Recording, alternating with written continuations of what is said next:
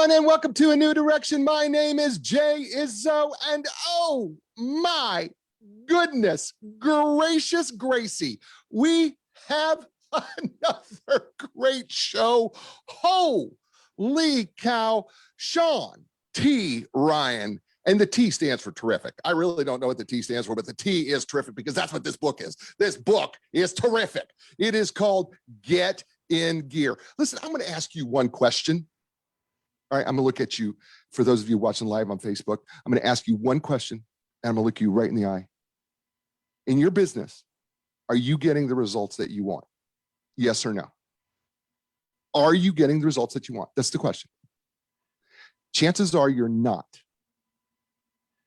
Sean T has got the answer.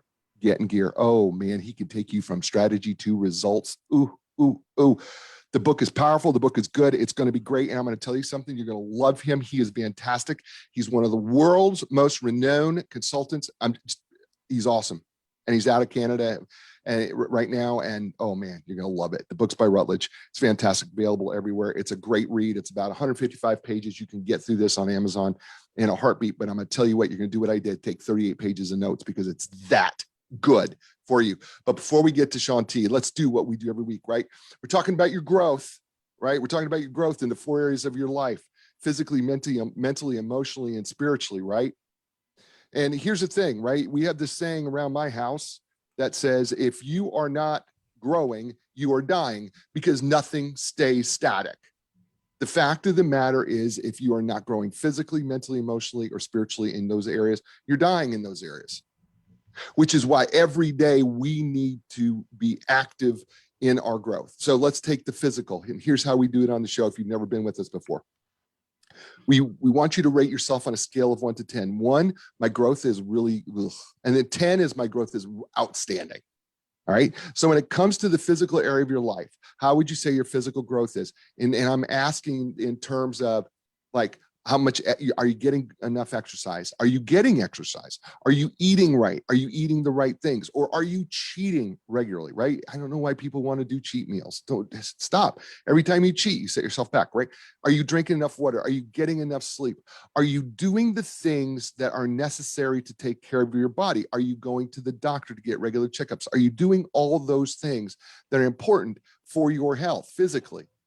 How's your physical growth number? 1 is 10 is wow. All right. 5 is somewhere in between. All right. That's your first number. Second number is the mental number.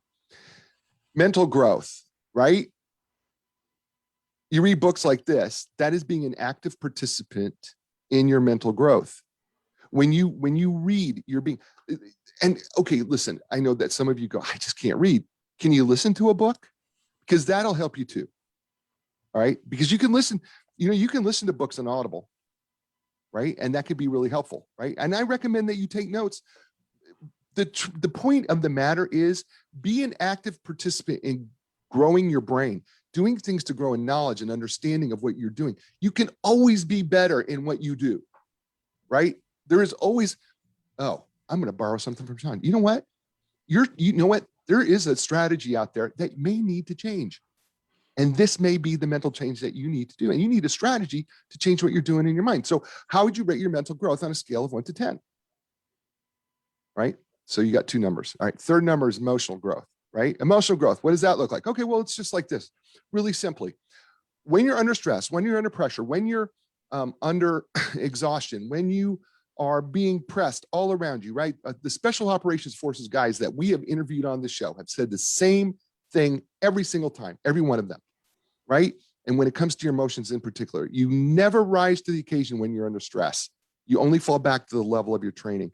We are in training, right? Emotionally, every single day of your life, right? So the first part of your growth is, how well are you controlling your emotions when you're under stress and pressure, right? And you can be better every day at that. You can control your emotions. It's not easy, but it can be done because you don't have to emotionally respond. We have a saying in our house here, right? I am 100% responsible for what I say. I'm 100% responsible for what I do. Get ready. Here comes the one that's the hardest. I am 100% responsible for how I respond to what you say to me. That's the emotional growth piece. And then the second part of emotional growth is how well are you able to tap into and understand the emotions of other people? By the way, Sean's going to talk about in his book the importance of communication and really understanding your people, right?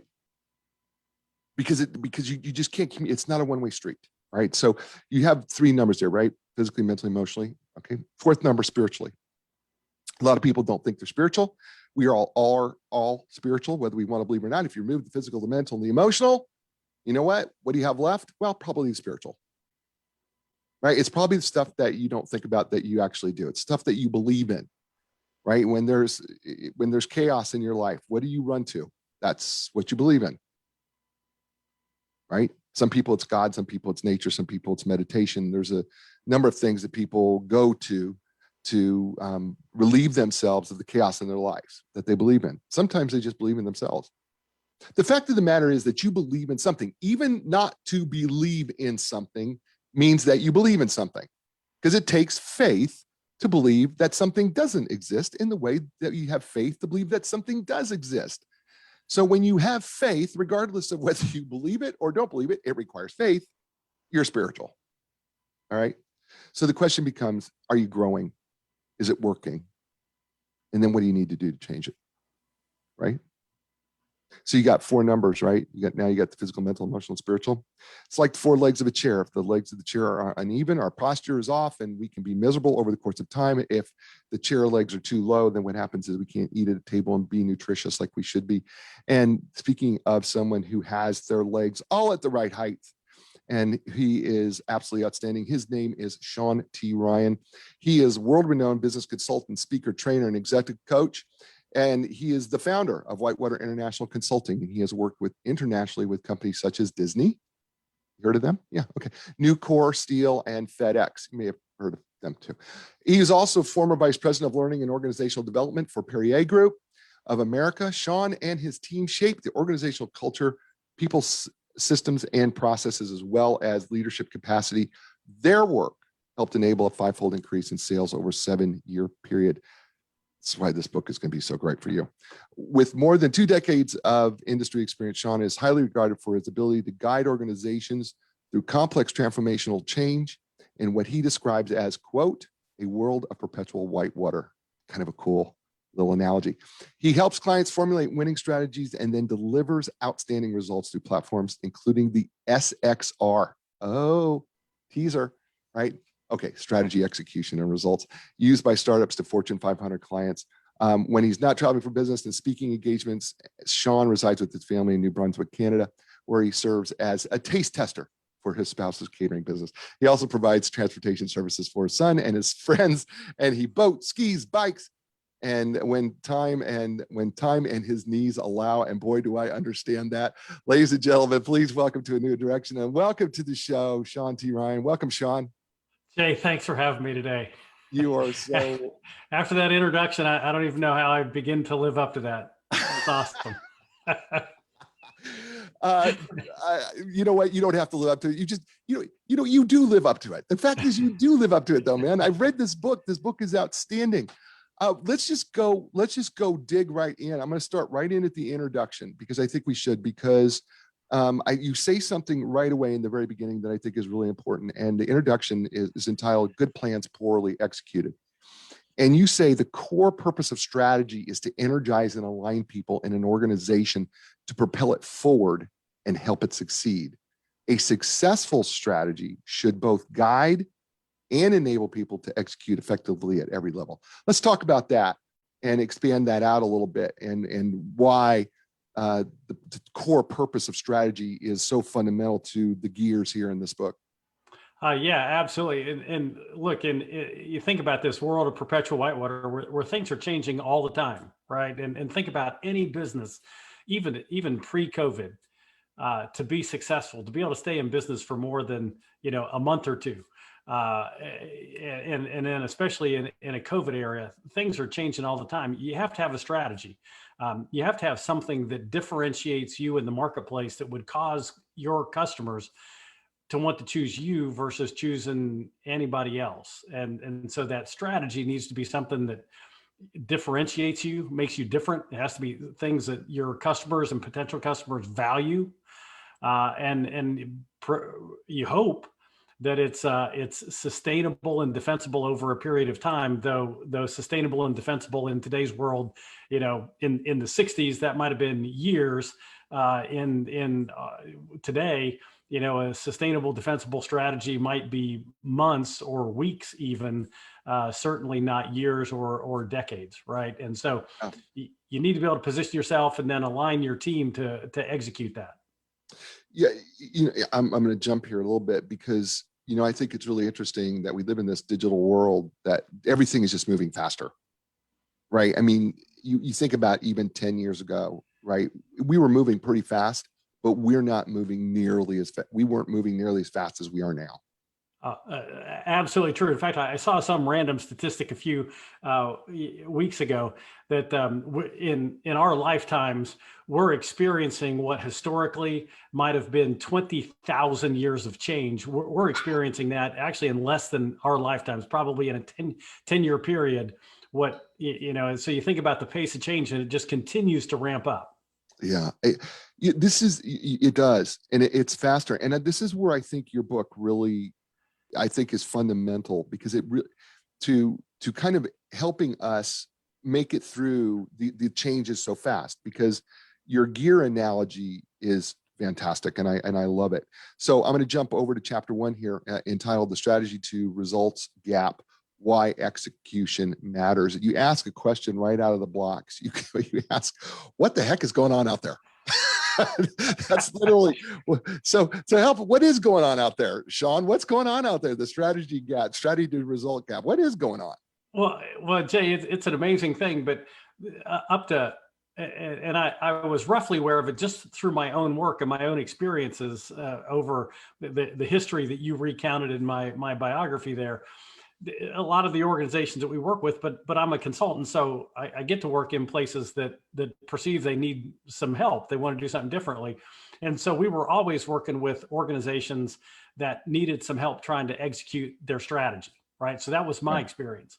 When I started doing the research for the book, the research is incredibly well documented.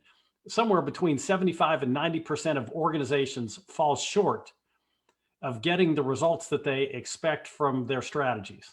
So think about that for a second. 75 to 90% of organizations fall short, which means only 10 to 25% are actually executing their strategies effectively. Now, I will say there's some percentage of those cases where people fall short. It was a bad strategy to begin with. You make an acquisition that's an ill-timed, ill-placed acquisition. You don't know how to integrate it into your business. That's bad strategy. That's not an execution issue. That was a poorly planned execution strategy. Or you invent new Coke and you try to fill a consumer need that consumers don't actually have. Well, that's bad strategy. So there are certainly some cases where that strategy to execution gap is driven by bad strategy, but that's really the small percentage of cases. Most of the time, that 75 to 90% who fall short, it's because of just, good plan, poorly executed. We don't align people. We don't put the other things that are in the gears in the right place to be able to execute our strategy and deliver the results that we expect. Execution is, well, I mean, name a sport. I tell people, and I know that I have so many women and some of you don't like sports, and I apologize for doing this up front, but the truth of the matter is, in every sport, doesn't matter what the sport is, execution is critical to scoring or not letting the other team score, right? It's absolutely critical, is execution. And in business, right, you're a consultant, I coach, right? And so the biggest problem I see in so many people that I coach isn't the problem that they don't have a good strategy or they don't have good values. It comes right back down to your execution. You're just not doing what you're supposed to be doing, right, on a regular basis, and not nearly consistent enough. So it does fall apart on the execution piece so frequently. What is that a human problem, because that's just something that we just do? Is it something that we've built into the organization? Why do you think that execution has become such the critical issue? Yeah, I think generally it's an organizational problem. It's not a human problem. Okay. Jay, I believe that most people, and when I say most people, I mean 99.9% of people get out of bed, they go to work every day. These days they work from home, or they're working from Starbucks if you're in a place where you're allowed to go to Starbucks. But you get out of bed every day, you go to work, and you're trying to do the best you possibly can. And it's not really a human problem, but there are organizational problems. Sometimes it's in the things we talk about in the gears in the book. Maybe it's not the right people in the right roles with the right capabilities. We've got to reskill people. We've got to get people in the right roles. Maybe we're not communicating effectively to make sure people are aligned on what they need to do. Maybe they're not getting the feedback. Maybe we're not having the tough conversations we need to have. I know some of the things that we might talk about. Maybe the culture of the organization, the values of the organization aren't aligned to the strategy. I'm doing the best I can within the playing field I've got to play on as a team member, but we're not organized in the right direction. And then we break the gears into kind of two bundles. The first set of gears are those foundation or environment gears. And then the second set of gears are what we call the performance gears, which have to do with my performance, my team's performance, and how aligned is it to the strategy of the organization. So do we have the right goals? Do we have the right scorecard? Do we have the right performance drivers, which is the things that I actually do, behaviors, tasks, activities I undertake to be able to hit my goals? Right. And then the whole follow-up, follow-through process, those performance gears are not necessarily aligned to the strategy. I mean, there are an enormous number of people who, if I ask, we've played this game. It's a game we call 5-on-5. It's a little bit of a sports analogy. It's a game we call 5-on-5, where we ask frontline performers to write down what they think their top 5 goals are. And then we ask their supervisors, managers, leaders to write down what they think those performers' top 5 goals are. So we've got the manager's goals for the performer. We've got what the performer thinks their goals are, 2 lists of 5. On average, how many match? Well, over thousands upon thousands of repetition, on average, it's about 2. It's actually a little bit less than 2. Really? And so people are coming to work and they're busy and they're trying to do the best they can every day. And 40% of their time, they're working on the stuff their boss thinks they ought to be working on. The other 60% is kind of a random crapshoot. And so it's not a people problem. It's not a human problem. They're trying hard. They're just working on the wrong stuff. That's, that 5-on-5 thing I thought was just genius, by the way, because it's such a, there's genius in simple elegance, right? Where it's not real complicated. This is the 5 things that you as a CEO think are important. Here's the 5 things that the people that work under you feel are important. Yeah. And they're not matching. And it's like going, well, there's a nice starting point. Right? But we're not asking that question. Yeah. And I think this comes down to the whitewater thing, right? Because, we're moving in this world, you say it, we're maneuvering through this world of perpetual whitewater, meaning that there's this adventure that happens and, in a variety of different ways. And you say, and I quote, if we are not prepared, if we don't understand where we are and where we want to go, if we don't have the necessary leadership to take the time to develop talent we need, failure is certain. Absolutely. And look, if we don't execute in a stable environment, then we're not earning the kind of returns that we ought to earn to reinvest in the business. Okay. We're not building the capability of our teams to be able to adapt to a rapidly changing environment. So we're not doing the right thing for our teams. If we're not executing well, we're probably not doing the right things for our customers, or at least as best we can. And we're certainly not doing the right things for the stakeholders, owners of the business. And so, because we're not squirreling enough, acorns away when we're missing, right? And the other statistic, 75 to 90% of organizations fall short of the results that they want, and they're leaving as much as 50% of the results on the table. So all of the capital, whether it's human capital, it's the capital that we build with our customers reputationally, or it's the financial capital we build for ourselves. When we execute poorly, we're missing out on all of that. So then you layer onto it rapidly changing environments, new technology, new competition, new customer expectations, and we haven't squirreled away those three components of capital that we need to get to compete in that future state. And so yeah, it takes, most businesses don't last very long to begin with, and then we layer on poor execution, and we effectively drive ourselves right out of business over a period of time. His name is Sean T. Ryan. The book is entitled Get in Gear, available on Amazon and everywhere. And you're listening to him right here on A New Direction. Hey, folks, two sponsors that I have on the show, Epic Physical Therapy. They are my physical therapists. I know the owners, Heidi and Andrew Seitz. They are absolutely outstanding. And you know what? They are character people who hire character physical therapists. I'm just telling you, those physical therapists are amazing. I have watched them work with professional athletes. I have watched them work with people who've come out of surgery. I've watched them work with people who have an injury. I've watched them work with young athletes, older athletes, people like me. I have watched them work with people who just want to move and feel better. You know what?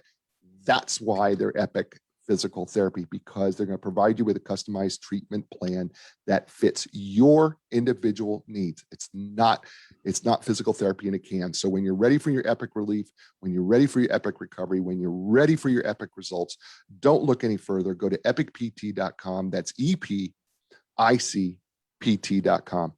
And Linda Craft and Team Realtors, for over 35 years, she has been at the top of the real estate game, helping people all over the world. That's right, all over the world. Why? Because she's developed relationships with all of these professionals all around the world, because she is independently owned and operated and does not belong to any national organization or company.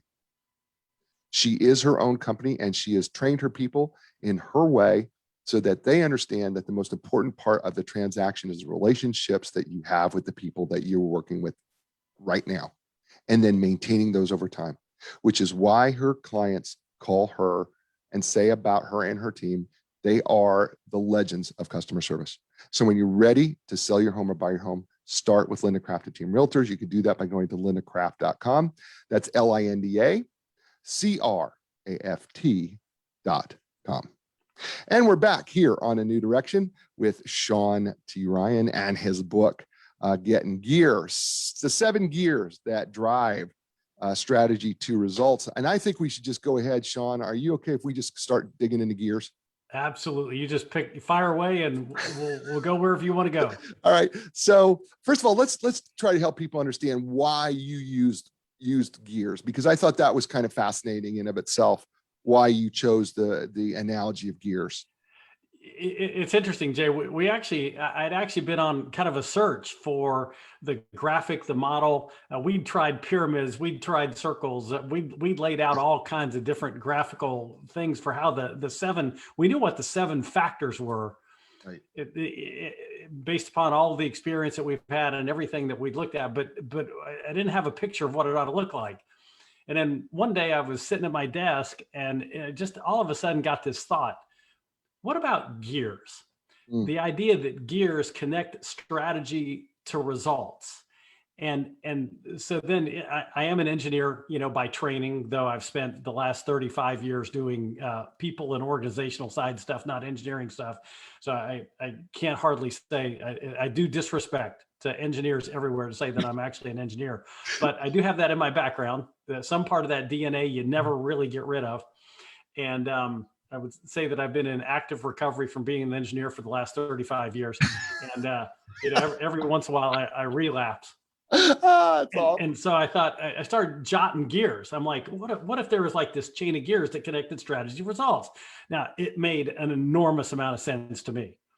And because the thought was, okay, one of the things I think, one of the disservices I think we do sometimes with books like mine, and there are certainly others out there, is we try to say to people, you got 10 things you got to go fix about your organization, and you have to go fix them all. Right. And you have to fix them all instantaneously. So then the mountain becomes so tall to climb that people get lost and confused. And so one of the things that struck me about the gear paradigm was I can fix a gear. Right. And if I just make this gear, maybe it's the goals gear. If I get the goals gear to spin a little bit faster, a little bit better, a little bit smoother, then that connection between the strategy gear and the results gear is a little bit better. Right. It may not be perfect, but it's better. Right. And then tomorrow, if I realize, look, there are places where I need to skill people better, or I do need a different set of capabilities than I have in my organization to fully execute my strategy, the whole right people in the right roles with the right capabilities. I can go work on that gear a little bit. And yeah, there's some communication challenges. And so we can work on that, and we can hold better conversations. We can give people better feedback. We can create an environment where all the information is, I can make that a little bit better. And so I can work on one gear at a time instead of working on 7 things at a time.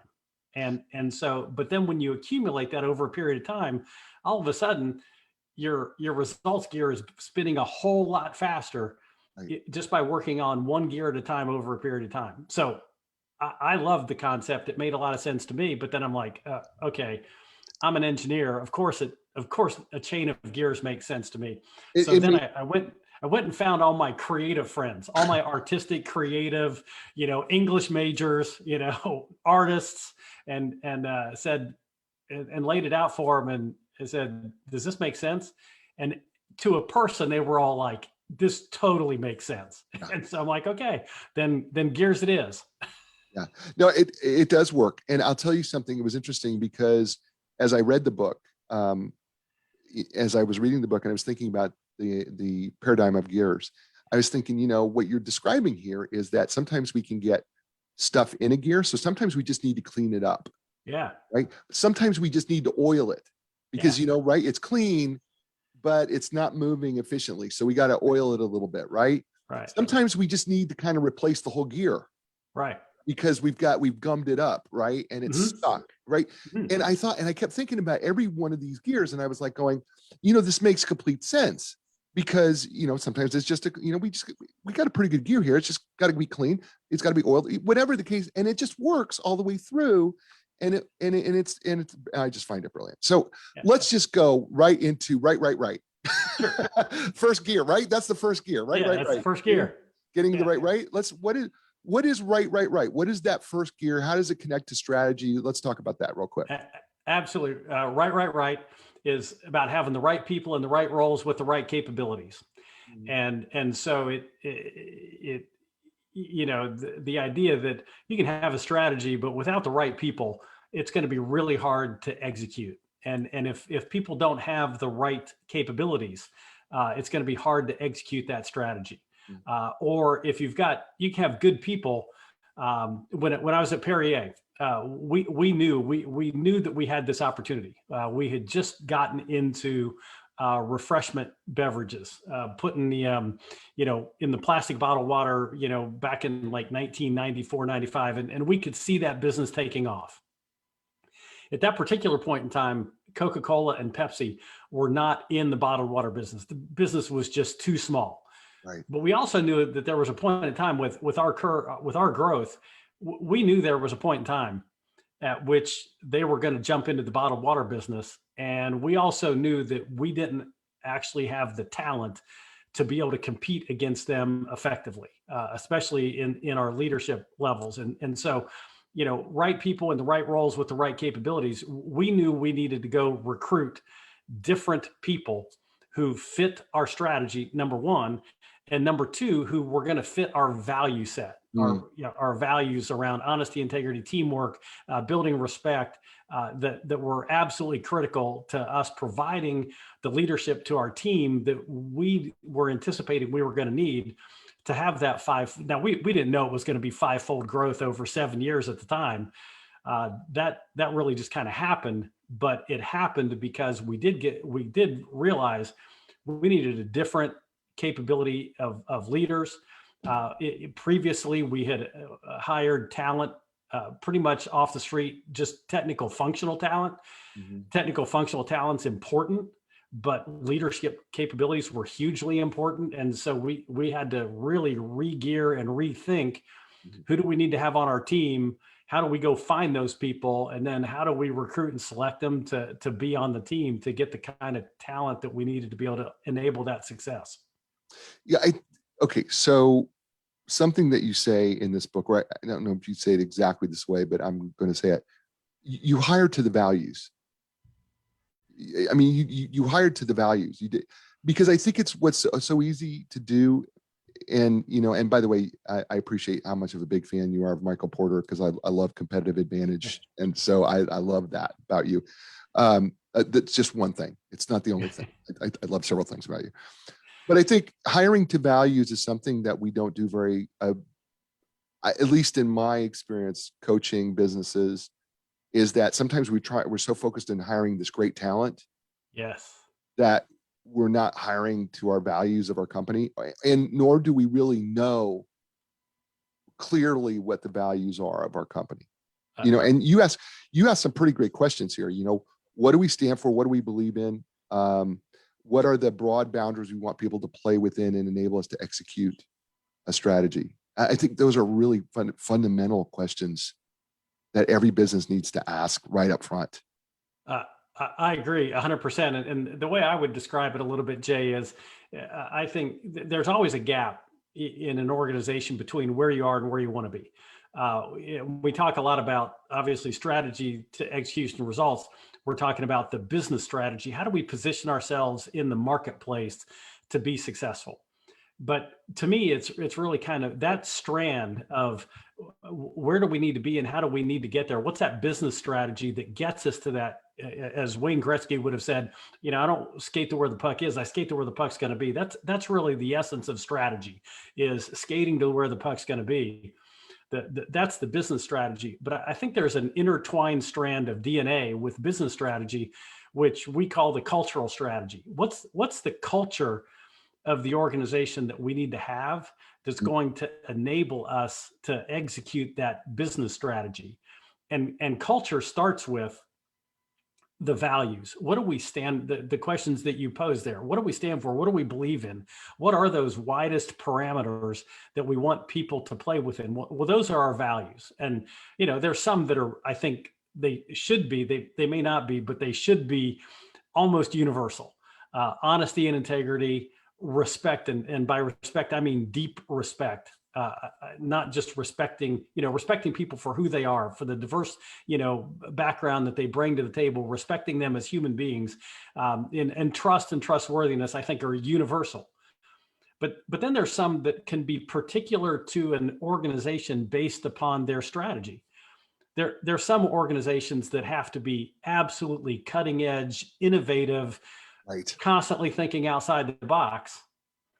And then there may be other organizations where it's not about being the most innovative, cutting edge, bleeding edge organization, but you have to have incredible continuous improvement, where getting a little bit better tomorrow, and then again the day after and again the day after, is the key to success. Well, depending upon those value, what you need to be successful does drive some of the component of the values of the organization, right? Right. And then that drives who you need to look for. Do you need to look for people whose minds are just, they're buzzing all the time and they are the cutting edge, bleeding edge creators? Or do you need people who have that continuous improvement mentality? And so the business strategy drives the cultural strategy, which then drives who you need to go find to help you execute that strategy. Yeah.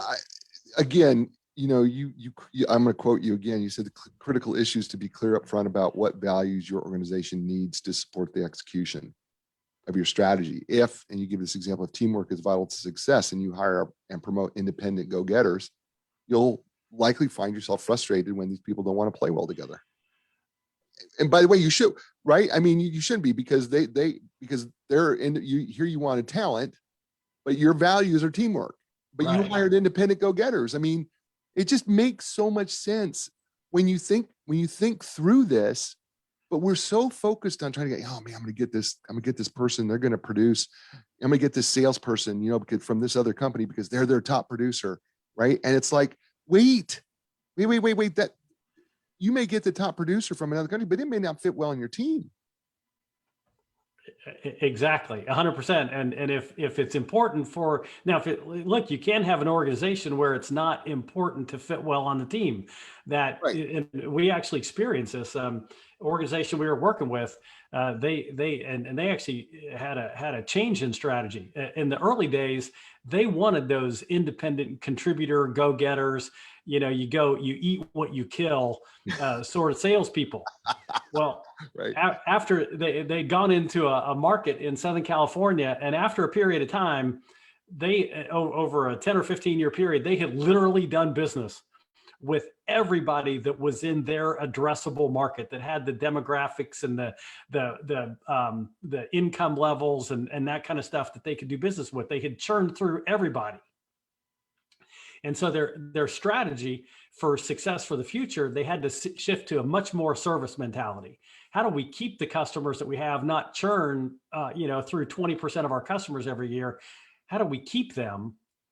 And what's that look like? Well, that required a shift from those independent, eat what you kill salespeople to people who are much more service oriented. Well, that's a pretty dramatic shift. And so they had to change a lot around the compensation and the goals that they said, aligning the system structures, processes, and the goals and all that kind of stuff. Well, some of those independent salespeople, they weren't bad people. They just no longer fit the culture that was necessary and the values that were necessary to drive the execution of the new strategy. And so there was a little bit of churn. And some of the old guard had to go, and some new people had to come in that had a different fit to the strategy.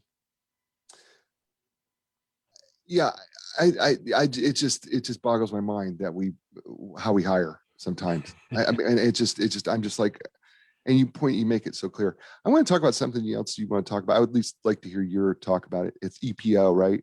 As a leader, when it comes to right, you need to bring energy, EPO, energy, passion, and optimism to the work every day. Why is that so important to the right part of the gear? Yeah, interestingly, early in my career, I worked at the Pacific Gas and Electric in California, and I was talking to one of our linemen one day, the electrical linemen, the people when the storms hit and the electric lines all fall down, they're working at 3 o'clock in the morning and they're putting everything back up so that everybody can live comfortably and safely in their homes. And he said it as well as anybody's ever said it. He said, "I don't know if enthusiasm is contagious." He goes, but I know that lack of enthusiasm absolutely is contagious. And Yeah. so it was kind of his backwards way of saying what you described as EPO, energy, pride, passion, optimism. Those things are critical. If we want people to have pride in what we're doing, and we try to work with clients and we hope that everybody's creating an environment, an organization, great organizations where people come to work and contribute their best every day. We want everybody fired up every day to contribute their best. And those environments invariably, there are a huge amount of pride in the organization. People are wearing their logo gear, not just at work, but at home, out to dinner, because they've got so much pride in the organization. There is an energy, people want to be where there's energy. Absolutely. And then that one about optimism, I think is critical. And it's a special kind of optimism. It's not the optimism. It's not this kind of like hunky dory, serendipitous, everything's going to be okay. Optimism. We've done well for the last 5 years, so we're going to do well for the next 5 years, regardless. But it's the optimism of no matter what gets tossed our way, no matter what happens, with our competition, no matter what happens in our markets, no matter what happens with technology, COVID gets thrown our way.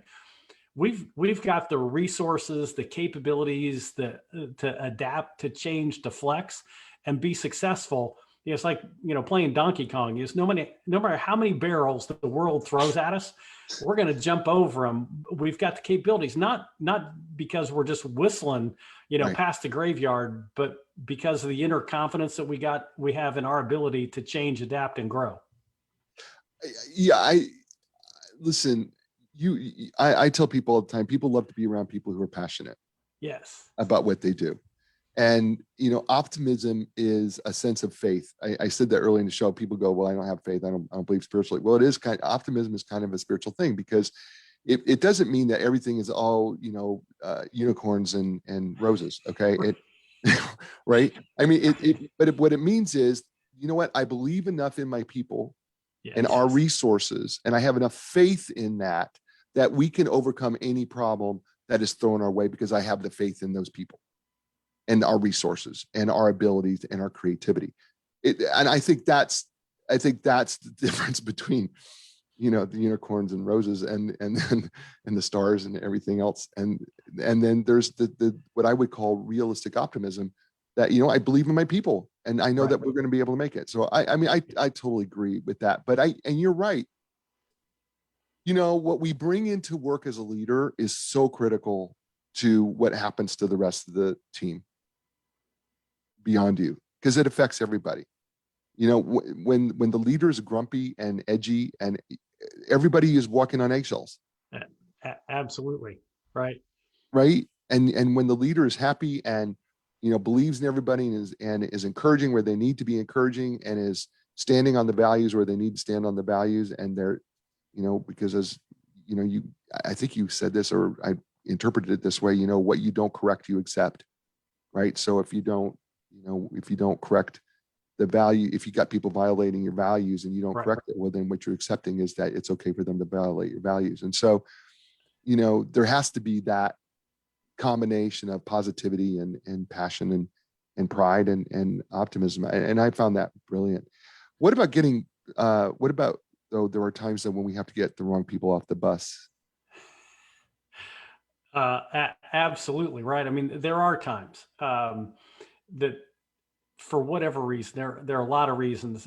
Sometimes it's because the need to, what we need to be successful has changed so dramatically, and I think one of the capabilities, when we talk about right people in the right roles with the right capabilities, I think one of the responsibilities on the organization is to try to help people adapt as best they can to whatever the future holds. I think we own that as leaders in organizations to do that. Right. But there are times when people can't make the adaptations necessary. And so then we have to place them as humanely as possible somewhere else.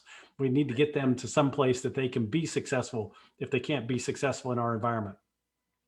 Sometimes it's I will use a little bit of a sports analogy. I don't use all sports analogies, but this one I think works well. When Lou Holtz was coaching Notre Dame and they won the national championship, they asked him, he became an instant leadership guru, and they asked Holtz, Coach, how do you get your team motivated? And Holtz's response was classic. He said, my job is not to motivate people.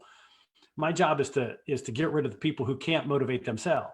Now, what he didn't say in that sentence, but is absolutely true, is he spent all of his time as the head coach of the program trying to build an environment where people could motivate themselves, making sure the athletes had everything they needed to be successful, making sure everybody else associated with the team had what they needed to be able to be successful.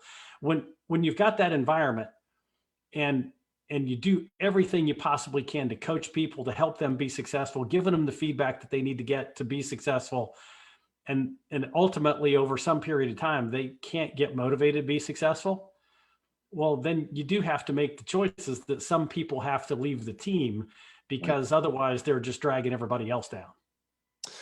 We're talking with Sean T. Ryan. The book is entitled Get in Gear. You're listening to him here on A New Direction. Hey, folks, really quickly here, right? My two sponsors, Epic Physical Therapy, Linda Craft, Team Realtors. Look, the one thing that they both have in common is they have this intense caring for people. That's the truth. They care about the people. They know their people personally. They know their clients when they walk in the door, and those that they don't know, they get to know. And that's what makes both Epic Physical Therapy and Linda Crafted Team Realtors really special, because what they recognize is, they could do everything to help you get your body right, or find the right house, or sell your house. They could do all those things, right? But the truth of the matter is, it's about people at the end of the day. right? I've used this before in several speeches, right? P&Ls is not about profits and losses. P&Ls is about people and lives. And that is exactly what Epic Physical Therapy and Linda Craft and Team Realtors have in common, is that they understand that the real P&L is people and lives. So when you want to get your body right, go to Epic Physical Therapy. It's epicpt.com. And when you want to get your housing right, whether it's finding a new house or selling your home, go to Linda Craft and Team Realtors, and that's lindacraft.com. That's LINDACRAFT.com. And we're back here on A New Direction with Sean T. Ryan and his book, Get in Gear. Yeah, that's right. Great book. Are you having a good time, Sean? I'm having a blast, Jay. This is a treat.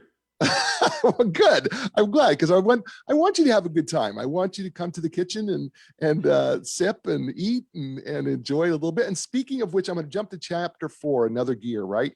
Culture of communications. And I had to do it because we talked about food and we talked about unicorns. And so it's called Culture of Communications, changing marshmallows into unicorns. How is that great? That's a great segue on my part, I think.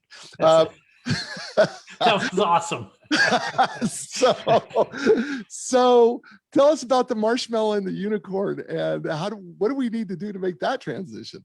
Yeah, so I'll start with the unicorn first, which kind of paints the picture of what we want to have, and then we'll talk a little bit about the marshmallow, which is what we often experience. So we're doing some work with a client, U.S. large number of facilities around North America, the U.S. in particular, probably 85 locations. And they knew that they had 7 or 8 of those sites, as would be typical, as you would expect. 7 or 8 of those sites really outperformed many of the other 80. And they were really interested in trying to figure out what was it about those 7 or 8 that made them different, and then how would they transfer some of that to the other 75 or so sites. So we walk into the first one of these really high performing great sites, and we're doing an assessment. We train some of their team members to help us with the assessment. And the first afternoon, after we get everybody trained up, we go interview. We probably interviewed 10 or 15 of their team members, knowing that we were going to interview a bunch more the next day. And every person that we talked to said the same thing. And the same thing, every conversation started with, hey, tell me what it's like to work here. And every person, their first sentence was, this is the greatest place I've ever worked. And then the second, we said, okay, well, what makes it great? And then the second sentence always went to essentially, because our leadership team, the level of communication here is so much different than any place else I've ever worked.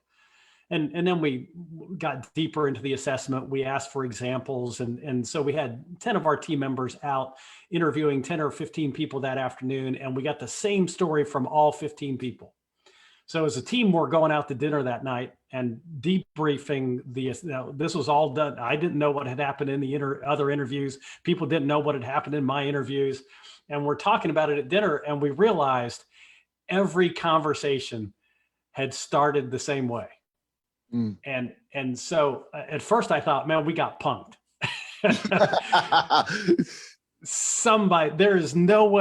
There's no way we asked 15 different people by 7 or 8 different interviewers those same questions, and we got exactly the same answers. We got punked.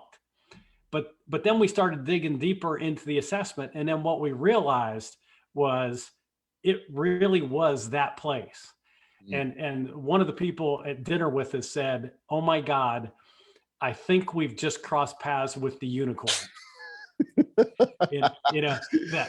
That unknown, that legendary, but never seen place where you go. And it's just so cool. And the communication is so great that people are just bubbling over. And Jay, from your experience, my experience is that is incredibly unique, right? So that's the unicorn side. Yeah. Okay. So, all right. So by the way, I love that story. By the way, it really captured me. So talk about the ooey gooey marshmallow piece. Yeah. So again, early in my career, I worked at Pacific Gas Electric, and it was in the early 1980s. It was one of the best and they've struggled, at different times for different reasons. And we don't have to go into all that, but in the early 1980s, PG&E was a great organization that was going through a massive transformation to become more customer oriented. And I was lucky in the 7 years that I was there. I got to play a bunch of different roles, which gave me I got to talk to people at different levels of the organization on a daily or weekly basis. And so I got a perspective on the organization that was different than a lot of people had. And it was really interesting. Most days I'm working with frontline team members, our customer service people, our electric linemen, electric construction, gas construction, engineers, estimators, really frontline people doing the everyday work. And everybody, they were great people and they were talented and they shared the values of the organization and they really wanted to do their best every day. And they talked about, man, we could do these things and we could get better for customers if we had this bureaucracy out of the way, these policies, procedures, that are kind of just really cumbersome. They kind of get in the way of being the best we can. We could be more efficient. We could do better things for our shareholders. And then a few days later, I might be in the corporate office and in conversations with senior executives. And they'd be talking about, man, we know we've got cumbersome policies and procedures into place. We know that for us to be really successful going in the future, we have to be better connected to our customers. And there, if we did all those things, we could be more efficient and we could deliver better returns for our shareholders.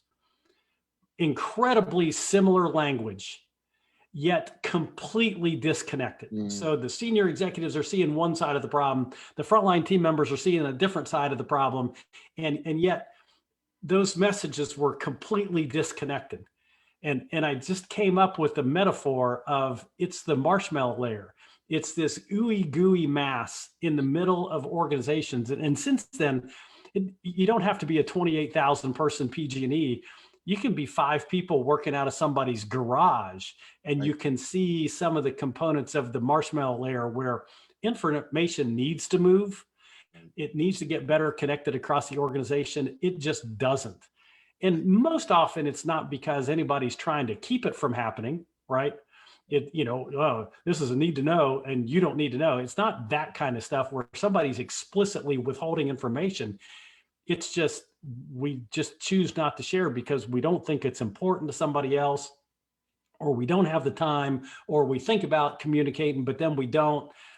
For whatever reason, bad news doesn't travel as fast as good news in most organizations. And so you just get the inertia of information just gets jammed up in that marshmallow layer in the organization. So you say in this chapter, so what does it take to transform marshmallow into a unicorn? And the very first thing you come out with is, and by the way, most CEOs, leaders don't want to hear this. Communicate, communicate, communicate. Once is not enough. There's 5 of them that he's got here, by the way, folks. But this is the first one off the block. Nobody wants to hear that I have to continually repeat myself, but right. It really is true. Yeah. I told them once, I don't understand why they don't get it. Well, okay. I mean, every advertiser knows you don't tell them once, right? I mean, how many, right. 7, 8, 50, 100 impressions we have to get before the message gets through, except when we're leaders in organizations, we think if we say something one time, everybody's going to get it, Yeah, that doesn't, it never makes sense because we're okay. We keep telling people in our marketing, well, make sure you repeat the number 3 times. Make sure you say the web address 3 times or 5 times, or throughout the whole thing, right? That's what we say. But then when it comes to our people, we go, well, I said it once, they should know. Right. Well, you don't even do your marketing that way. Right. I mean, so why would you you even begin to think that saying it once is going to work? That just never made sense to me. I want to quickly jump over to the one area that I think most people, I'm going to jump to, it's chapter 8. It's follow up, follow through, the glue that holds it all together. And we only have a few minutes left, but because it's gone so fast, crazily, it always does. But follow up and follow through, and the question of accountability. And one of the things that you talk about here is in regard to accountability, it's not that you hold people accountable, but it's that people are accountable to themselves. Absolutely. And so there are really two components to follow up, follow through. One and critical is the whole idea of people being accountable. And if you manage the rest of the gears well, you set people up for success. You be really clear about what those goals are. So when you play 5-on-5, you get 5 goals that, you know, the performer's goals match the leader's goals, right? And so you give people visible scorecards so that they can see how their performance is. As a leader, I help coach people about what those performance drivers are that enable them to be successful. What are the critical task activities, behaviors that they should be spending time on? You know, if you go back to your football team analogy about the process, right, and the execution, man, when the right tackle fires on such and such a play, the hands go here, the feet go there, and this is the person you're supposed to block. And you practice that over and over and over. Well, that's what we mean by performance drivers. What are those critical things that you need to do on every play as a team member, as a performer, to be your best? If we set people up for success that way, then it's easy for them to be accountable. They know what the goals are. They know what the performance is based upon the scorecard that they've got, and they know what they're supposed to do to be successful. And so that makes it easy for people to be accountable.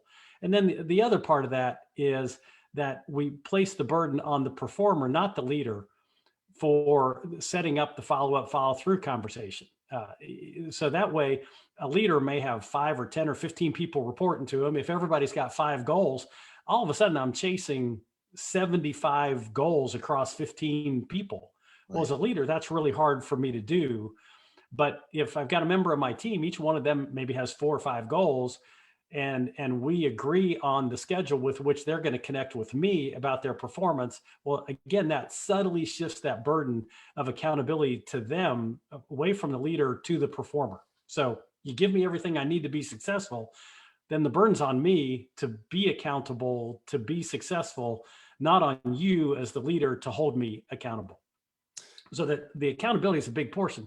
The other part that we build into follow-up, follow-through, which in my mind is absolutely as important for me to be accountable as a performer, is the focus on good follow-up, follow-through generates learning.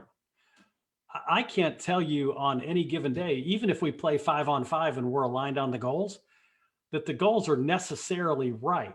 So the first part of follow-up, follow-through, or maybe the scorecard's not exactly right. It's not giving us the information we need for me to be able to perform my best. So that, or maybe some of the performance drivers aren't right, or you want me to experiment, and there are going to be times that I'm going to fail as a performer.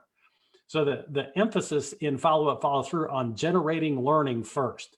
If I'm not hitting my goals, is it because of something I'm doing, or is it because something's not enabling me to be successful? So when we place the emphasis on learning first, then when it really does get to the reason that I'm coming up short is because of me. I'm not spending time on the right performance drivers. I'm not executing correctly. I don't have the skills I need. Well, now it's easier for me to be accountable in those situations, because as an organization, you've given me everything I need to be able to be successful. Sean, we've taken up the hour. Believe it or not, it has gone really fast, man. It's been a blast. I could go for another 2 hours, but all of your listeners may, all of a sudden shut off. Well, then maybe what we do is we bring you back for a second show. I'd love that, Jay. I mean, maybe that's what we need to do. Maybe we need to come back for a second show in the future. I would love that. So, in a few seconds, the show's called A New Direction because we try to help people find a new direction in success and leadership. If you could leave a new direction to the listeners based on your book, Get in Gear, what would be a new direction you would leave them? The new direction I would lead them is to recognize that this gap, that strategy to execution gap, isn't law. It's fixable. And so get in gear and, go play 5-on-5 and start working on the gears and get better. Just do a little bit every day to get better tomorrow than you were today. I love that. His name's Sean T. Ryan. The book's entitled Get in Gear. Get it at Amazon and bookstores everywhere. folks, I say be inspired, because when you're inspired, that means that you will inspire other people. And then when they get inspired, that means they'll inspire others. And then that can make this world a really great place. I'm going to be back next week with another great guest, another great book. It's going to be another great show, as I say to you every week. And you know what that is, everybody. Ciao, everyone.